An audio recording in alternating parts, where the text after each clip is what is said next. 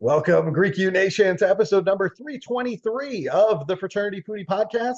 I'm your host, Mike Eilon, CEO of Greek University. I'm a speaker and a two-time author. Our second book is called From Letters to Leaders, Redefining New Member Education and Leveraging Belonging to Eliminate Hazing. So go and pick up that book today on Amazon. We call these episodes the Fraternity Foodie Podcast because there's nothing like great food to bring college students together.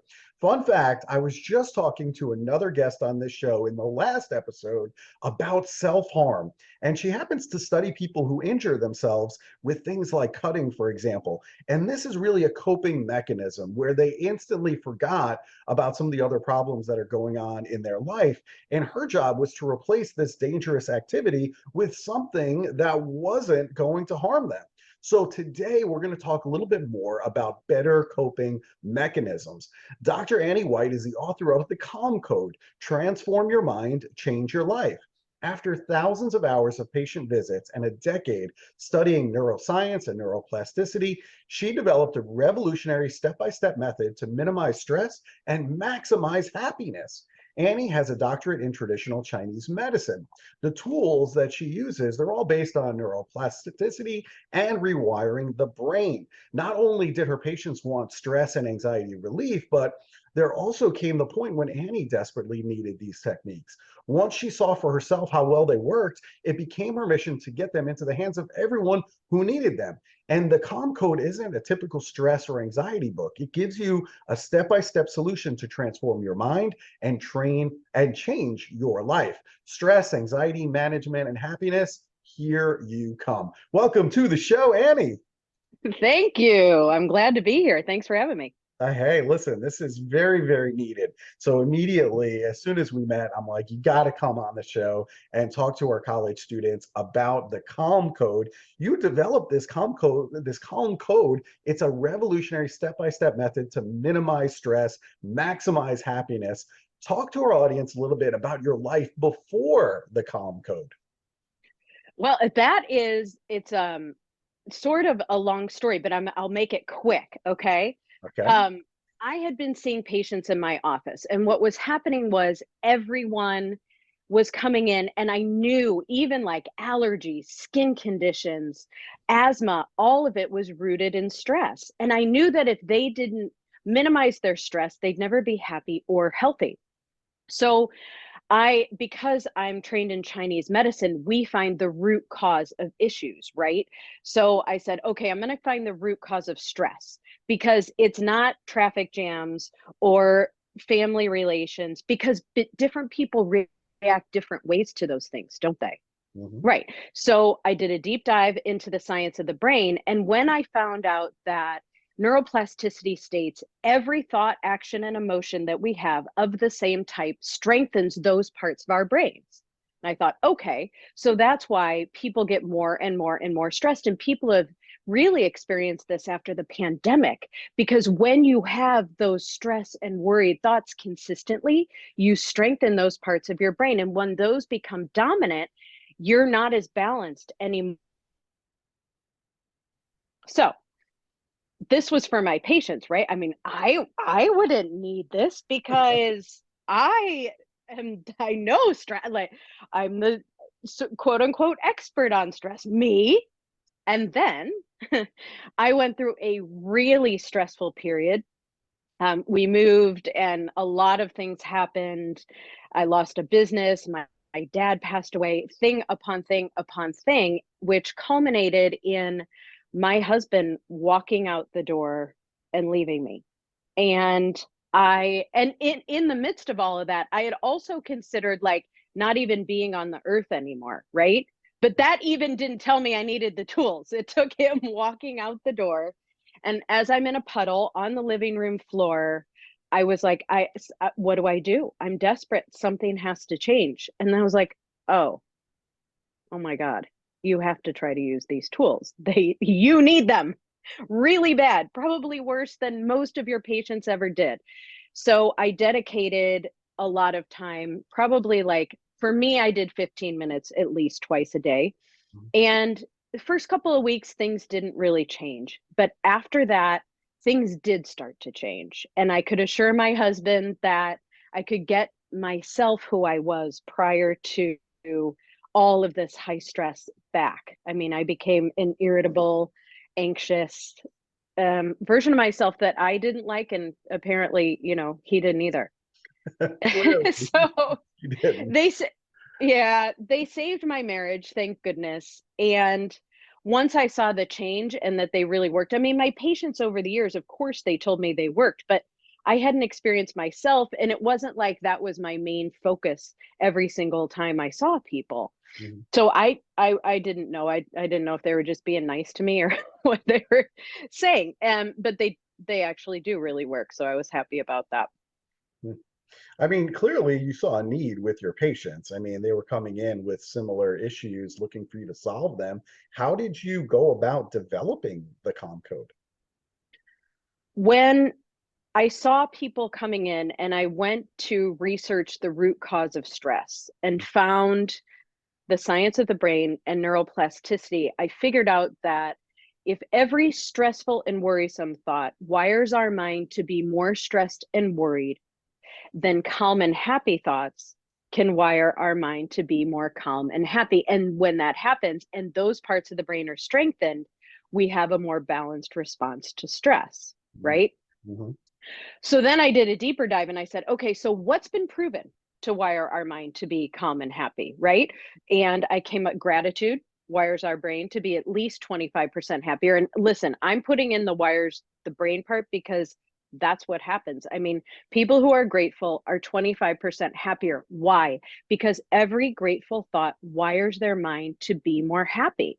It's the way that the brain works. So it's gratitude. I mean, I threw everything in there. I put gratitude, I put affirmations, I put visualization, I put best possible self, meditation, breathing exercises, every single thing I could think. And then I combined all of those things into tools that people can use. Does that make sense? Yeah, that makes total sense to me. I mean, in the intro, I was talking a little bit about coping mechanisms and the American Institute of Stress.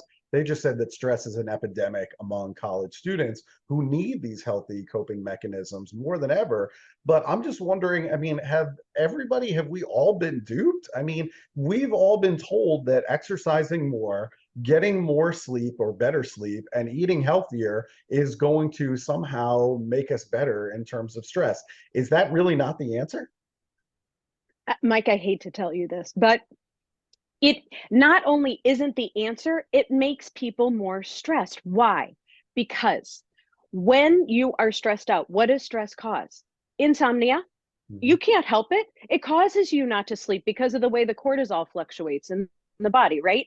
What else does it cause? It causes you to crave yummy food. Causes you to, the studies, I don't know, they put some strange word on. I call it yummy. Okay. And it also makes you exhausted. So you don't feel like exercising. So then what happens? Then you feel like a failure because you cannot do those, especially if you're really stressed.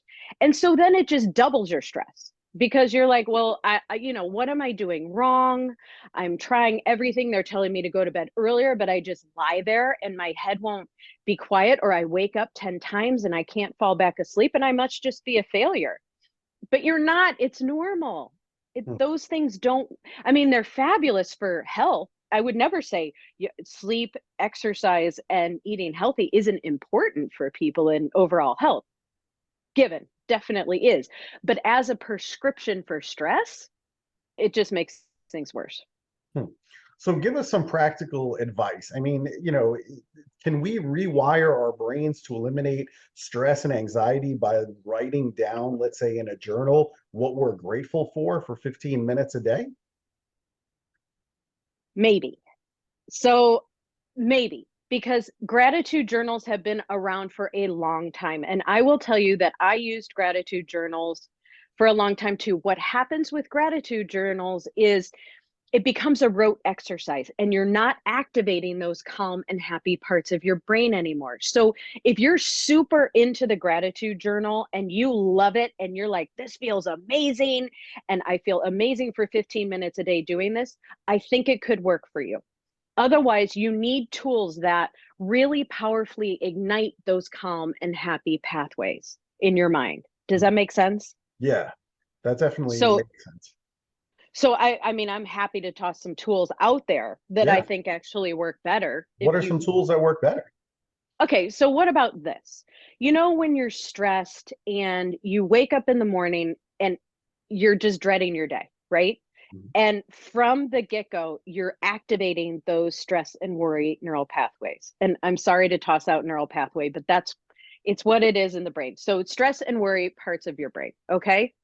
What if you set an alarm, a timer for 5 minutes before you get out of bed? And what I want you to do is I want you to envision your day ahead, everything that's going to happen in real life.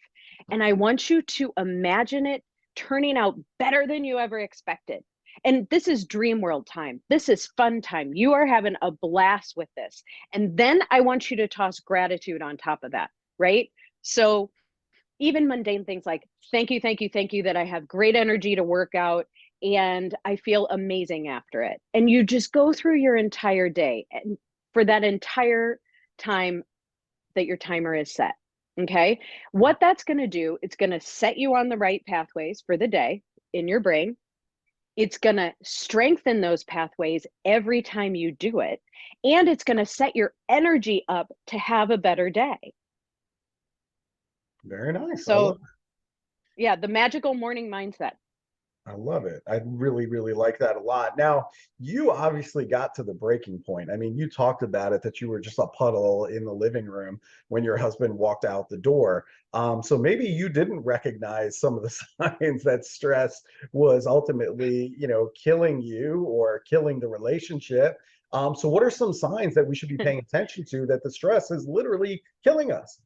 Yeah. You know what I think happened for me just really quick is Yeah. that when you are in the role of practitioner, doctor, whatever, you're supposed to have this all figured out, Mhm. right? And you're supposed to just be okay no matter what. And it's a really tough mindset to get over and then admit, oh my gosh, like I'm the one who needs this the most. Mhm. You know, that was a real light bulb moment for me. But when I should have caught on, what I want to do is I want to take us to really early signs of stress, okay? Mhm. Because that's what I think is most useful for people. And people talk about heart conditions and physical ailments and things that come up. Let's go precursor to that. So when your breathing becomes short, shallow, and closer together, you're going into your stress response. Okay. That is the first sign that stress is starting to damage your health because as that happens consistently, then you have this whole cascade of health issues. So, can I give you another tip? I want to give you a breathing Please. exercise Yeah, really go for quick. it. Yeah. So, in those moments when you're feeling your breath, you know it's happening, or you're just feeling tense, right? I want you, I'm going to shorten this. It's longer in the book, but I'm going to shorten it here so it's easy to remember. I'm going to give you 3 steps. Okay. Yeah. First step, think of something you're grateful for. Think of something you appreciate. And you can keep finding things around you until you really feel yourself calm down. Step 2, I want you to put a hand, don't do this if you're driving because we're going to use the other hand, but put your left hand on your lower abdomen. And when you breathe in, I want you to feel that lower abdomen expand out toward the opposite wall. Okay. Step 3, and I'm going to say this and don't gross out, but I want, I want to say this in a way that people will remember it. So your mom always taught you not to pick your nose, I'm sure. Sure. But I want to teach you to pick your nose the right way for stress right now. Okay. Okay. So we're gonna take our right. Don't worry, we're not really gonna pick our nose, guys. But take your right finger and close your right nostril. So we're not really picking our nose, we're just looking like it. And I say the right way because it's the right nostril. I want you to breathe in and out only through your left nostril while being grateful, also breathing down deep into your lower belly. Breathing in and out only through your left nostril activates your calm or parasympathetic nervous system, and it calms you down faster. Hmm. Wow, I learned something new today. This is something I'm gonna have to try when I'm Yeah. getting stressed If out. you're in the car, you can do the right hand, just don't do both hands at the same Don't do both hands. No, time. please keep your hands on the wheel. Yeah, one of Um, my best friends drives with her knee, but I do not advise it. no, do not. Please don't do that. Mm-mm. That's a sure way to get into an No, accident. she's a terrible driver. She really is. So, I mean, you talked about stress and you talked about, potentially where this could go. I mean, if it goes unchecked for a long time, right? We can talk about heart disease, we can talk about blood pressure, all of these things that could literally shut down our organs. How is stress also ruining our relationships? Because when our mind becomes dominated by those stress and worry parts, and I can speak from experience on this, you'll notice you become more irritable. When you start becoming more irritable with people, that is a huge sign your stress is too high. Why? Because those parts of your brain are so dominant, you can't control it, right? And you just snap at people and you say things you regret and you think things you don't necessarily want to think. So I would say that is one of the biggest key signs. And irritability and saying those types of things really does deteriorate relationships over time, as Mhm. I'm sure people know, because that's why we feel guilty after we say things, that just fly out of our mouth, that seem out of our control because they kind of are, because we don't have that other side of our brain to balance us and stop us jumping into action.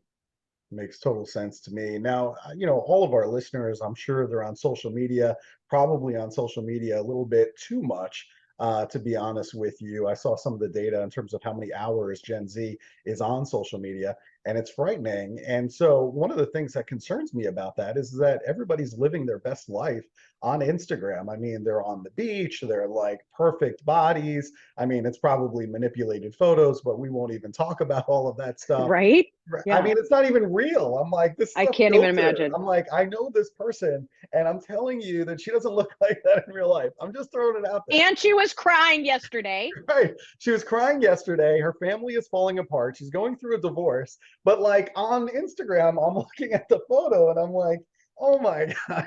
I'm like, they're happy and holding hands on the beach. And I know the truth, which is totally not what this photo is telling you. So, I mean, as a user of social media, what should we do when we start to hear all of that negative self-talk in our heads that we don't quite measure up to everything that we're seeing with our eyes within our friends and our family? Well, Mike, in those moments, I want you to fire that liar.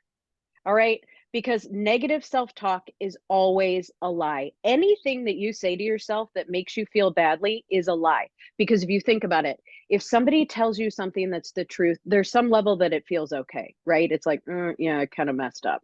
Mhm. But if it's really a lie, it feels horrible. Okay. So if it feels horrible, it is not true. If you're looking at those pictures, that's also a key to you. It's not true. And then I want you to treat yourself like you would treat your best friend. If you got to make yourself a tea or a coffee or whatever and sit down and say, okay, where is this coming from? And what would I say to my best friend if he or she came to me, or they came to me with this, you know, talk like, I'm not good enough? What would your best friend say to you? Would they say, "Oh yeah, you're kind of right. Like she's way better than you." No. No. And if that best friend said that 86 at best friend yesterday, right? But it does help to put it in that perspective, because when you're, like you're saying, when you're looking at all these pictures, if your best friend was sitting next to you, you'd be like, that's just, it's not all true. Like nobody's life is perfect. Also, perfect people are boring and we should worry very much about them. But like our friend would also probably say that, you know? Yeah, great point, and it's a good way to look at it, I think. So you gave us this really good breathing technique with the left hand on the abdomen, the right hand on the right nostril. I really like that. That's really good. I mean, what are some other breathing tips, maybe meditation, anything that we can start using right away to activate our calm nervous system and start to lower our stress? You got any other tips for us? Well, yeah, I mean, I have tons and tons of them in my also in my book too, but let's get into meditation, right? Okay. Everybody says you need to meditate, Mike. Get on it. Right. Just go, empty your mind, make it happen. Easier said than done.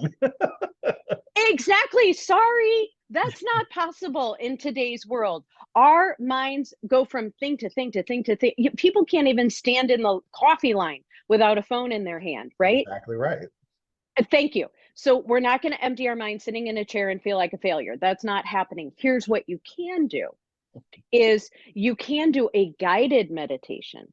So when you do, all you have to do is listen and breathe and do a guide. I have some on my website. People have them all over. You can type into Google meditation relaxation, meditation anxiety, meditation, even for toothbrushing, there are meditations, right? And all you have to do is listen and breathe and definitely start that way and start with 3 to 5 minutes. Don't try to start with 20 minutes and your mind is going to wander. It's going to be like a little puppy when you're teaching it to try to sit, right? It's going to get up every 2 seconds. Don't worry about that. Just bring it back. Be gentle with it and come back to whatever is being said in that audio.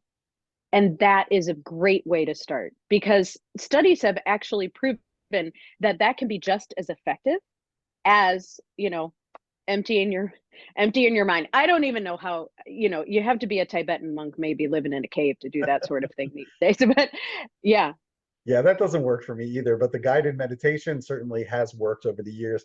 I wish that I would have found it sooner, but now today, I mean, there's a ton of apps out there that are totally free that you can right. download on your phone and you can go through guided meditation for 3 minutes when you wake up. And it's just, a much better way to start the day. And even if you start feeling that stress, just do a guided meditation.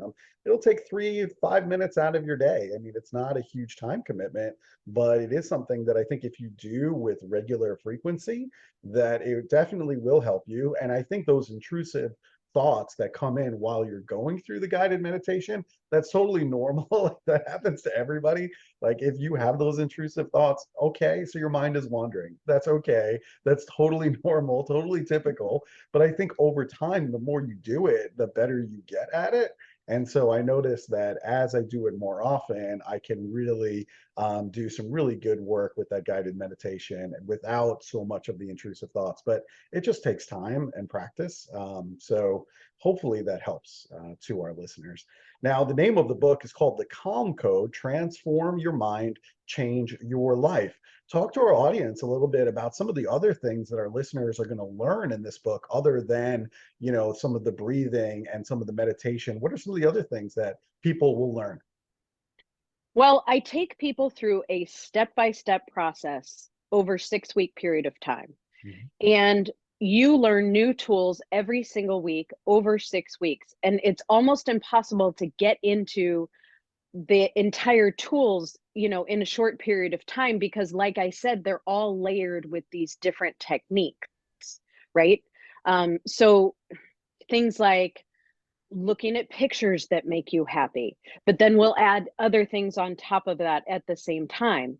Um, I do use appreciation and gratitude, and I use visualization and affirmations and all of these types of things over that 6 week period. And what I say, and I give you specific times to set aside during the day to do it. We start with 3 minutes twice a day, we build to 8 minutes twice a day. So it's doable. And at the end of 6 weeks, I mean, I am not promising anybody is going to become, Mother Teresa living in nothing ever bothers me land, because stressful things are going to happen, but your reaction to stress will change. And depending on where your mind is when you start, you might need a longer period of time if you had a really stressful childhood, if things have been crazy lately, but you'll be on the right track, and it's sort of like joining with a personal trainer. You don't see much for 2 to 3 weeks to a month, and then things start to change, but you have to keep it up in order to maintain your progress. Yeah. So it's the way that nature works. And yeah. That's totally, absolutely accurate. I like the comparison to working out, with the physical trainer. You're not going to see results after day one and go, "Well, how come I didn't lose, 50 pounds?" Like, okay, it's unrealistic. So we have to keep at it over a long period of time, build healthy habits, which can only be built over time. And eventually you're going to start to see progress. But I love this book. I think it's great. I think every parent needs to buy this book for their kid. Like, before you go to college, like take this book, The Calm Code, because it just helps with these healthy coping mechanisms. And I guarantee you there's going to be stress involved with getting that college degree over 4 years. I mean, it's gonna happen, okay? So you might as well start practicing some of these techniques before you go to college, while you're in college. And I think those healthy habits are going to translate to success over a lifetime. So a great investment to go up and pick up that book. And what I also, one more thing that just occurred to me, what I also put in there, I wrote this book to myself as a teenager. I wish so much I had had this book. And the visualization techniques that I use in there help you visualize the best job to get, a great relationship, all of those things that you want to materialize. It's like a step-by-step process for that too, because when you have those things, what's going to happen? Well, you're going to be calmer and happier too, aren't you? Mhm. So, yeah, sorry to just jump back in. I forgot. No, that's great. I think that's a really important piece, is to visualize what your perfect career is like and whatever motivates you. I mean, if that's a picture of a brand new Lamborghini up on the wall, you have this vision board of what you want your life to look like in order to motivate you, then certainly, hey, whatever works. So I really, really like where you're going with this. I think it's fantastic. It's a great tool. Go and pick it up. It's called The Calm Code. Transform your mind, change your life. So if our listeners, if they want to bring you in maybe to speak on their college campus about healthy coping mechanisms, or maybe they want to order copies of the book, where should they go to connect with you? They can go to doctorannywhite.com, or my email is support@drannywhite.com. Doctor is spelled out. Fantastic. Drannywhite.com, all spelled out, doctor, and go and check that out. Pick up copies of the book. There you can connect with Dr. Annie White. And what can I say? This has been fantastic. Thank you so much for being on the show, sharing all of this great information with our college student listeners. Lord knows they need everything that you talk about in the book. So I think it's really timely. And I just want to appreciate the work that you do. It's super important. So thank you. Thank you. And thank you so much for the work you do. This is an amazing, amazing show, and I love it. Oh, well, thank you so much. I appreciate the compliments. And to our listeners, thanks so much for joining us on this episode. If you liked everything that Dr. Annie White had to say, please like it on social media and share that with other college students on campus. And we hope to see you on another episode of the Fraternity Foodie Podcast. Thanks so much for joining us, and we're going to see you next time.